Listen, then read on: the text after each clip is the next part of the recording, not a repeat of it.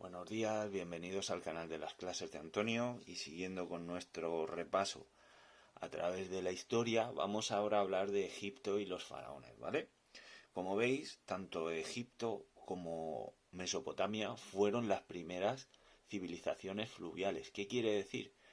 Esto quiere decir que fueron los primeros grandes núcleos de civilización que estuvieron alrededor de un río. En este caso, Mesopotamia era alrededor del Tigris y el Éufrates, que eran ríos muy caudalosos y con, que provocaban que las tierras fueran muy fértiles. Y en el caso de Egipto era el río Nilo, que tenía la peculiaridad que en verano se desbordaba e inundaba las tierras que iba bañando, lo cual las hacía muy fértiles. ¿Y qué hacían los egipcios? Pues en invierno sembraban y cuando en primavera, que era la época seca, pues entonces recogían las cosechas. Y ese era el ciclo que ellos tenían. ¿De acuerdo? En verano inundaba, en invierno sembraban y luego ya en primavera recogían la cosecha. Como veis, lo que os he dicho, tenemos el río Nilo, que fue el artífice de que esta civilización progresara. A diferencia, y como veremos en el vídeo de Mesopotamia, en Mesopotamia apareció la escritura cuneiforme y aquí apareció la escritura jeroglífica. ¿Qué quiere decir? Que las palabras o lo que se quería decir estaba representada por figuras o dibujos, ¿de acuerdo? ¿Qué etapas históricas tenemos en Egipto? Pues tenemos el Imperio Antiguo, que veis que está muy asociado cuando comienza la historia. Ya sabéis que la historia comienza alrededor del 3500, que es cuando se encuentran los primeros restos escritos. Pues mira, Egipto está muy cerca. La capital era Memphis y es el periodo donde se construyen las grandes pirámides, ¿vale? Que os animo a que busquéis, por ejemplo, la de Keops, y veáis que eh, qué maravilla, ¿de acuerdo? Luego tendremos el Imperio Medio, que va desde 2055 a 1795, y la capital se traslada a Tebas y Egipto se va expandiendo hacia el sur, ¿de acuerdo? Siempre paralelo a lo que es el río, ¿vale? Luego el Imperio Nuevo, como veis, en estas fechas se conquista Siria y Palestina, y es la época donde están los grandes faraones, Ramsés y Tutankamón, ¿vale? Y por último tendríamos el Imperio Bajo, que ya podríamos decir que es la decadencia, donde la civilización egipcia fue sometida a la conquista por los romanos. Fijaros, los romanos dónde llegaron, ¿de acuerdo?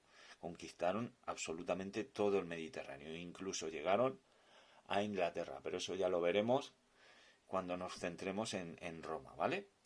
¿Cómo sería la organización política y social? Como veis, está acorde a la arquitectura que crearon los egipcios, la pirámide. Ahora hablaremos de lo social a través de esta pirámide, pero vamos a centrarnos en quién era el mandamás o quién encarnaba el poder en Egipto. Y ese era el faraón, ¿vale? Donde se creía que era la reencarnación o la encarnación terrestre de Horus, que era el dios del cielo. Ahora lo veremos en la religión, pero debéis saber que eran politeístas, es decir, tenían varios dioses, ¿vale? El faraón, como bien dice aquí, tenía todos los poderes. Era el rey, era el jefe militar y era el jefe religioso. Era todo. ¿De acuerdo? Luego, ¿cómo se clasificaba, estratificaba la sociedad egipcia? Pues en lo más alto teníamos al faraón y su familia.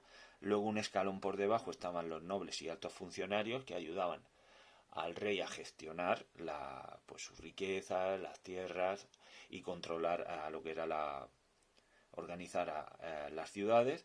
Luego tenemos a los sacerdotes y luego ya por debajo tendríamos a los comerciantes, artesanos y escribas, que muy hay que hacer incidencia en los escribas, ya que eran los únicos que sabían leer y escribir y eran los encargados de hacer los jeroglíficos donde se contaban las historias del faraón o las historias de cómo se construyeron las pirámides y demás. Y en el último escalón tendríamos las personas libres, que eran también artesanos y comerciantes, pero de menor grado. Luego teníamos a los soldados y sirvientes. Y por último, por desgracia, y como en casi todas las sociedades, estaban los esclavos.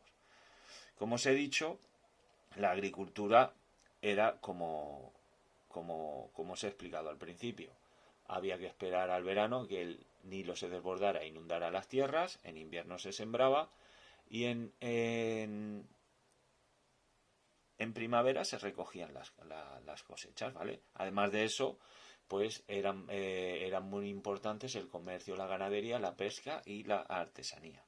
Como os he comentado también anteriormente, era una religión politeísta, que creen en varios dioses. Os animo a que veáis la lista de dioses que había. Los más importantes pues sería el Amon-Ra, que era el dios Sol, y el Horus, que era el dios cielo, del dios del cielo, y en el que pensaban que era la encarnación del faraón. Creían en la vida después de la muerte. Mirar ya en esta época cómo pensaban acerca de la muerte. Y por último, la arquitectura, pues como veis, lo más que llama la atención pues son las pirámides, ¿vale? Que son lo más famoso de Egipto, y también destacar las estatuas de reyes y las esfinges, que todavía han pasado ya casi 5.000 años y todavía siguen en pie. Pero es muy curioso, sobre todo las pirámides, que todavía hoy en día se discute cómo hicieron para construirlas, porque son construcciones perfectas, ¿de acuerdo? Si queréis saber más, os animo a que investiguéis sobre las pirámides y sus secretos, ¿de acuerdo? Ya sabéis, si tenéis cualquier duda o queréis hacer alguna aportación, me lo dejáis en comentarios o luego me preguntáis en clase, ¿vale?